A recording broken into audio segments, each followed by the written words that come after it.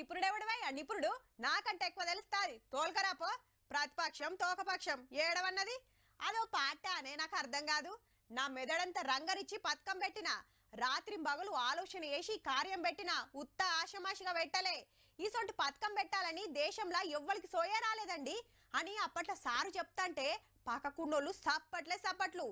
ఎంత ముఖ్యమైన పనైనా అంత ఆఫీస్లో కూర్చొనే నడిపిస్తుండేది ఇంకెవ్వల సలహాలు అడగకపోతుండే మీరు మంచిగా నజర్ వేసిండ్రో లేదో సర్కార్ ఏం కార్యం పెట్టుకున్నా అందరిని పిలుస్తుంది అందరితోటి మాట్లాడుతుంది తెలంగాణలో సర్కార్ బళ్లను చదువులను జగబెట్టడానికి ప్రొఫెసర్లు మాజీ కలెక్టర్లు మేధావులను సచివాలయానికి విలువనంపి గంటల కమానం చర్చలు చేసిండ్రు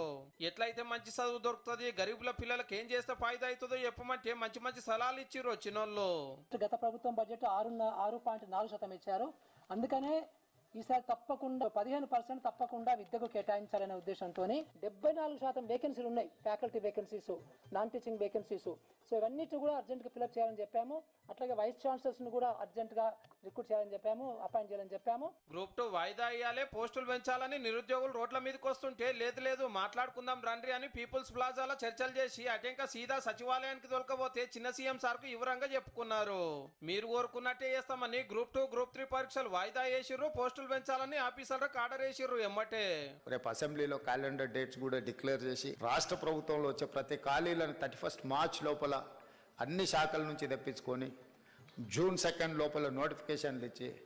బై December 9 ఎవ్రీ ఇయర్ ఎన్ని ఖాళీలు ఉన్నా భర్తీ చేసి వాళ్ళ నియామక పత్రాలు వాళ్ళ చేతికి అందించాలని మన ప్రభుత్వం నిర్ణయం తీసుకున్నది. ఇగటు రైతు భరోసా మీటింగ్లు రోజుకో జిల్లాలో పెట్టి 4-5 మంత్రులు పోయి రైతులు రైతు సంఘాల లీడర్ల సలహాలు తీసుకుంటున్నారు. పడవ భూములు రాళ్లు రప్పలకు 1000 కోట్లు పోవట్టే ఇప్పుడు కూడా అట్లనే ఇయ్యాలనా పండే భూములకే ఇయ్యాలనా మీరే చెప్పురా అని అడుగుతున్నారు.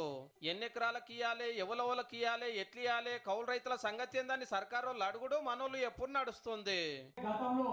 ఏ ప్రభుత్వం కూడా కనీసం రైతు సలహాలు సూచనలు అడిగిన దాఖలాలు లేవు. ఆ రాళ్లకి రప్పలకి రియల్ ఎస్టేట్ భూములు 25 లక్షల ఎకరాలు ఇంకా ఎక్కువ కూడా ఉండొచ్చు. వ్యవసాయం చేసే రైతుకే రైతు బంధు ఇవ్వాలి. ప్రతిపక్షాల ఎంపీలు ఎమ్మెల్యేలను కూడా పిలిచి మీ మాట ఏందో కూడా చెప్పురని అడుగుతున్నారు మంత్రులు. ఏడికే అయిపోలేదు రిపోర్టు తీసుకుపోయి అసెంబ్లీలో చర్చకు పెట్టి అన్ని పార్టీలు ఎట్లా చెప్తే అట్లా ఫైనల్ చేస్తారట రైతు భరోసా.